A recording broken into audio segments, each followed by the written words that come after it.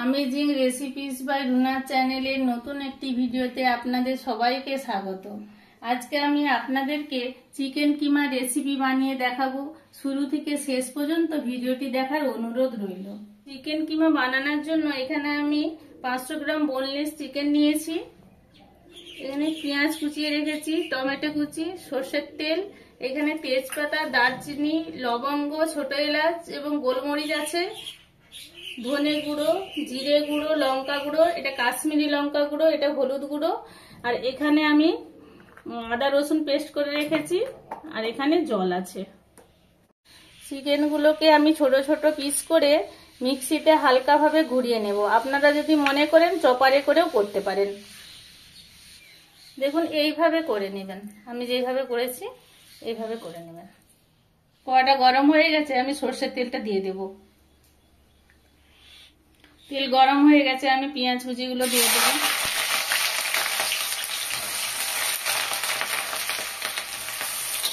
কিমায় একটু পেঁয়াজটা বেশি লাগে, মানে এমনি চিকেন কষা 500 গ্রামে যে পেঁয়াজটা লাগবে সেই তুলনায় কিমা করতে গেলে পেঁয়াজটা একটু বেশি লাগে। তেজপাতা, দারচিনি,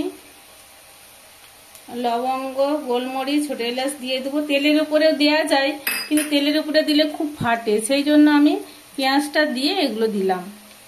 পেঁয়াজটা ভাজা হয়ে গেছে, আমি চিকেনগুলো দিয়ে একটু ভালোভাবে তেলের উপরে কষিয়ে নেব।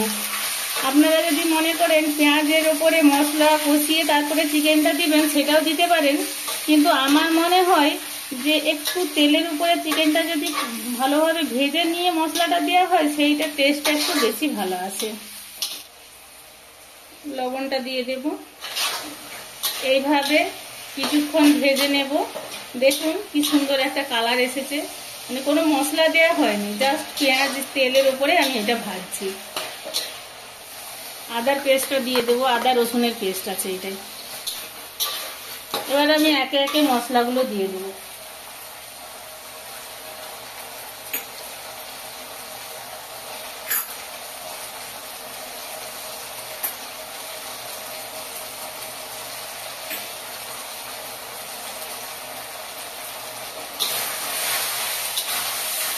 ভালোভাবে কষানো হয়ে গেছে, আর চিকেনটা সেদ্ধর জন্য আমি একটু সামান্য জল দিয়ে ঢাকা দিয়ে দেবো। এটা কিমা করা আছে সেজন্য বেশি জল লাগবে না।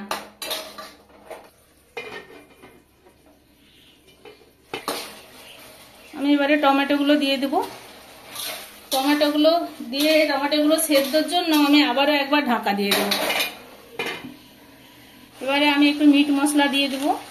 কিমায় মিট মশলা দিলে খুব সুন্দর টেস্ট আসে।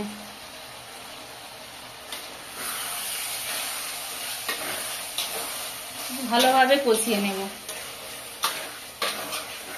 এখানে যদি আপনারা মনে করেন যে আলু দেবেন, তাহলে খুব জিরি করে আলু দিতে পারেন, চৌকো চৌকো ঘুগনিতে যেরকম আলু দেওয়া হয়, কিন্তু আমি দিলাম না। এবার কিমাটা হয়ে গেছে, আমি উপর থেকে একটু ধনেপাতা দিয়ে দেবো।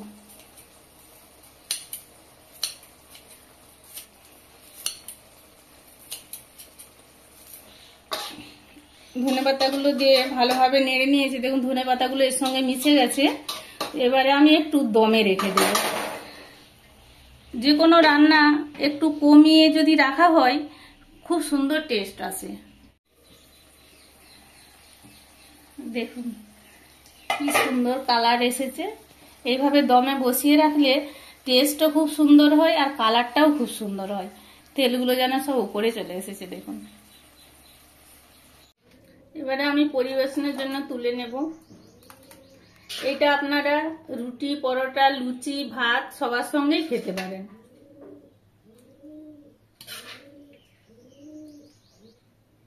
চিকেন কিমা একদম রেডি। আপনাদের এই চিকেন কিমা রেসিপিটি যদি ভালো লেগে থাকে তাহলে প্লিজ একটি লাইক করবেন। এইরকম আরো নতুন নতুন ভিডিওর জন্য আমার চ্যানেলটিকে সাবস্ক্রাইব করবেন। সবাই ভালো থাকুন, সুস্থ থাকুন, ধন্যবাদ।